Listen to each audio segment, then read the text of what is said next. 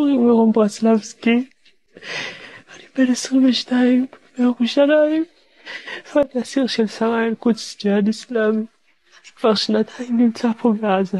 אני סובל פה סבל שלא נראה טוב, כף רגל, אני לא מצליח לעמוד ללכת לשירותים, אני לא מצליח.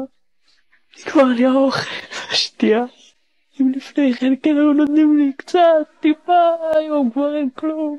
3 גרעיני פלאפל, זה מה שאכלתי היום. 3 גרעיני פלאפל.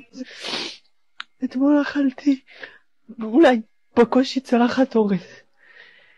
אני לא מצליח לישון, אני לא מצליח לחיות. אתם חייבים לעצור את מה שאתם עושים פה. מה נסגר איתכם? מה הולך איתכם? למה אתם עושים לנו את זה? תכניסו אוכל. אני חי על פחות מליטר מים ביום. אני שרוע על המיטה, על המזרון 24 שעות ביממה. אני על סף מוות, ואני בטוח שכמו שאני, כל האסירים האחרים באותו מצב נפשי ובאותו מצב גופני, אני בטוח בזה. בבקשה תעצרו את הגיהנום הזה שאנחנו נמצאים בו. בבקשה תעצרו את הסבל הזה שאנחנו נמצאים בו. רק תתנו לנו אוכל, אם לא בשביל רצועת עזה, בשביל החטופים.